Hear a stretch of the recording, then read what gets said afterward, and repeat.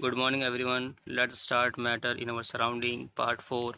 इसमें जो topic cover करेंगे वो है डिफ्यूज़न एंड डेंसिटी। सबसे पहले डिफ्यूज़न कहते हैं inter mixing of particles in their own, यानी अपने आप ही पार्टिकल्स का इंटर मिक्स होना, यानी आपस में मिक्स होना डिफ्यूज़न कहलाता है। सपोज़ करो ये वाटर है, इसके ये कुछ मॉलिक्यूल्स हैं यहाँ पे, और इनके बीच में क्या है, इंटर स्पेसेस प्रेजेंट है, जो पार्टिकल्स के बीच में स्पेस प्रेजेंट होता है।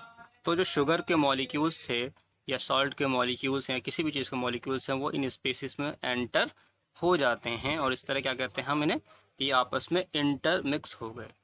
ठीक है, तो हमने इसे डिफ्यूज़न का और नाम दिया है।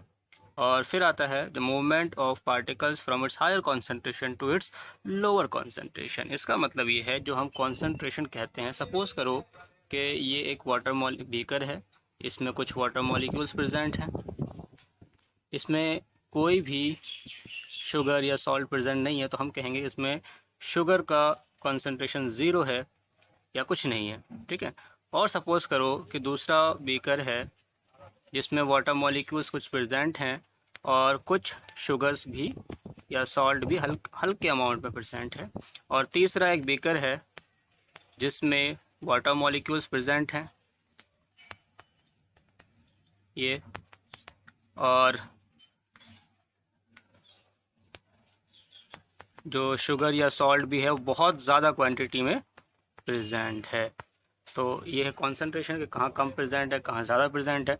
और एक होता है कॉन्सेंट्रेशन ग्रेडियंट, यानी कि जब इस जगह शुगर की कॉन्सेंट्रेशन बहुत ज़्यादा है तो ये हायर कॉन्सेंट्रेशन कहलाएगा, और यहाँ से ये मूव करके लोअर कॉन्सेंट्रेशन की तरफ जाएगा, इसे कहते हैं डिफ्यूज़न। ये भी लोअर कॉन्सेंट्रेशन है कंपेयर टू दिस, तो यहाँ से भी मॉलिक्यूल मूव करके यहाँ जाएगा। लेकिन दोनों में फ़र्क ये है कि कॉन्सेंट्रेशन ग्रेडियंट का, यानी चेंज, ग्रेडियंट कहते हैं चेंज का, यहाँ चेंज ज़्यादा है तो यहाँ डिफ्यूज़न ईजिली हो पाएगा, जबकि यहाँ चेंज कम है तो यहाँ डिफ्यूज़न ईजिली नहीं हो पाएगा। तो डिफ्यूज़न कहते हैं the movement of particles from its higher concentration to its lower concentration. फिर आता है जो लिक्विड एंड गैसेस है, वो डिफ्यूज़न ईजिली शो करते हैं या शो करते हैं क्योंकि उसमें पार्टिकल्स के बीच में फोर्स ऑफ अट्रैक्शन बहुत कम होता है और वो ईजिली या रैंडमली मूव कर पाते हैं।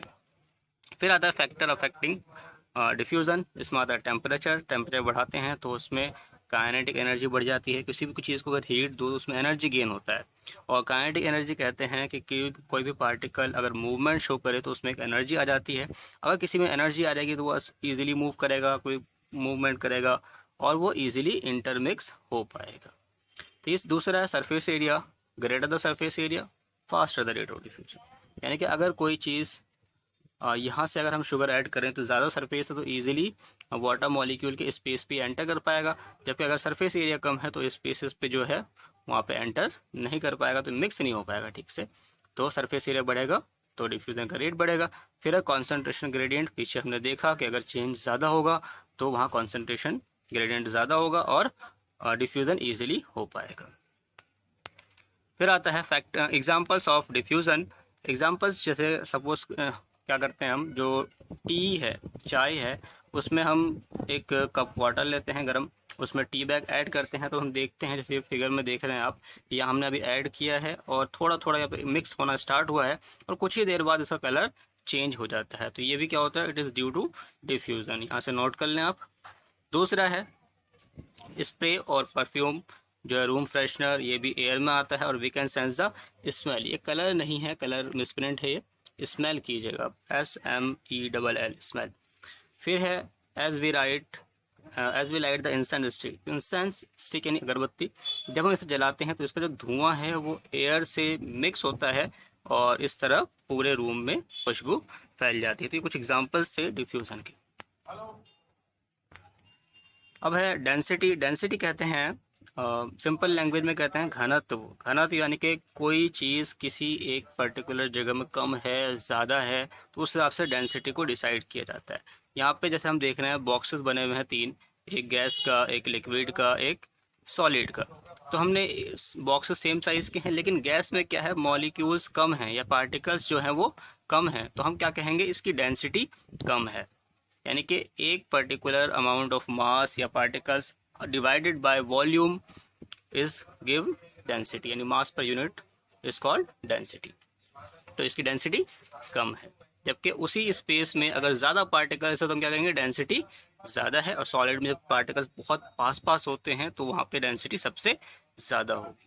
अब नेक्स्ट क्वेश्चन है, arrange the following on order of increasing density, के डेंसिटी किसकी ज़्यादा है वो सबसे लास्ट में आएगा। तो सबसे इसमें एयर है, एग्जॉस्ट फ्रॉम चिमनी है, हनी शहद है, वाटर चॉक है, कॉटन आयरन। तो इसमें जो गैस हैं उनकी सबसे कम होगी, तो सबसे पहले हमने उसे रखा है यहाँ तक, air and exhaust of chimney. फिर लिक्विड वाटर हनी इसकी इंटरमीडिएट है तो यहाँ रखा है हमने। फिर जो सॉलिड है उनके हमने लास्ट में रखा है। तो जो एयर है, अब एयर और एग्जॉस्ट ऑफ चिमनी दोनों गैस हैं। अब इसमें कैसे डिसाइड करें कि कौन किसकी डेंसिटी कम होगी। तो एयर में जो है सिर्फ क्या होते हैं, गैसेस मॉलिक्यूल्स होते हैं तो उसकी डेंसिटी कम है। जबकि चिमनीज जो धुआं है, चिमनी से निकलता हुआ धुआं, एग्जॉस्ट ऑफ चिमनी, उसमें गैस पार्टिकल्स भी होंगे और कुछ जो कार्बन अनबर्न्ड पार्टिकल्स होंगे, डस्ट वगैरह होंगे, वो सब भी इसमें प्रेजेंट होंगे, तो इसकी डेंसिटी ज़्यादा होगी एयर से। फिर water and honey, water Honey में क्या होता है, वाटर बिल्कुल शफाफ होता है, प्योर, और हनी में क्या होता है, गाढ़ापन होता है। अब गाढ़ापन कब आएगा, जब उसमें मास ज़्यादा हो, तो हनी की डेंसिटी ज़्यादा है, मास की डेंसिटी वाटर की डेंसिटी कम है। कॉटन आप देखते हैं, कोई चीज़ डेंस ज़्यादा होगा तो हम कहेंगे वो भारी भी ज़्यादा होगा, क्योंकि मास ज़्यादा है, मास ज़्यादा है तो उसका वजन ज़्यादा होगा। तो सबसे हल्का अगर 1 किलो को थोड़ा सा कुछ कॉटन ले तो उसकी वजन वेट कम होगा, मास कम होगा, तो हम कहेंगे कॉटन की डेंसिटी कम है। और एक आयरन नेल ले की आयरन की, और उसी साइज़ का एक चौक ले लें तो चौक का मास कम होगा, उसका वेट कम आएगा, और आयरन का वेट ज़्यादा आएगा। तो सबसे कम कॉटन की डेंसिटी, फिर चौक की डेंसिटी, फिर आयरन की डेंसिटी। Thanks for watching.